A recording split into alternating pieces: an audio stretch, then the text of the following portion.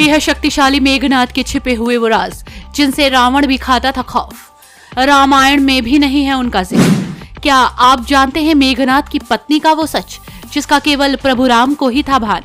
बाकी रावण भी था इससे अनजान। रावण से भी ज्यादा खतरनाक था मेघनाद।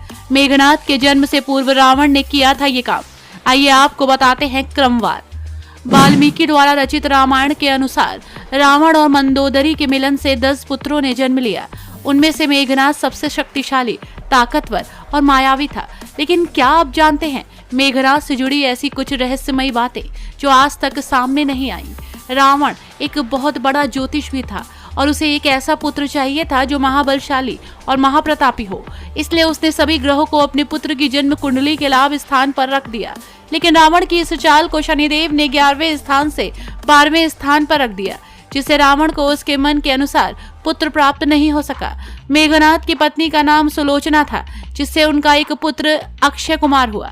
अक्षय कुमार का वध हनुमान जी ने अशोक वाटिका में कर दिया था। इसके अलावा ऐसा भी कहा जाता है कि मेघनाद की एक और पत्नी थी जिसका नाम नागकर्ण था, जो पाताल के राजा शेषनाग की पुत्री थी। मेघनाद ने भगवान इंद्र को पराजित कर स्वर्ग जीत लिया था। इंद्र को हराने के बाद ही ब्रह्मा जी ने इसका नाम इंद्रजीत रखा था। ऐसे में मेघनाद का मूल नाम धनात्र था, लेकिन इंद्र को हराने के बाद उसे इंद्रजीत, वास्तवजीत, शक्रजीत और इंद्र भी कहा जाता है। स्वर्ग जीतने के बाद बंधक बने इंद्र को छुड़ाने के लिए जब ब्रह्मा जी ने मेघनाद को आज्ञा दी तो उसने इंद्र को बंधक मुक्त कर दिया। इस पर ब्रह्मा जी ने प्रसन्न होकर उसे वरदान मांगने को कहा। जब मेघनाद ने अमरता का वरदान मांगा, लेकिन भगवान ने कहा कि यह देना संभव नहीं। उन्होंने इसकी समान ही एक वर जरूर दिया।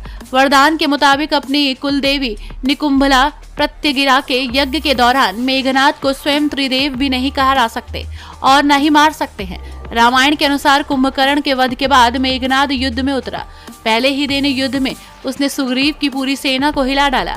इतना ही नहीं, राम और लक्ष्मण भी उसकी मायावी शक्ति के सामने हारने लगे थे, क्योंकि उसने अपनी कुल देवी का यज्ञ शुरू कर दिया था और उद्घोष किया था, जिसके प्रभाव से उसका रथ गायब हो गया।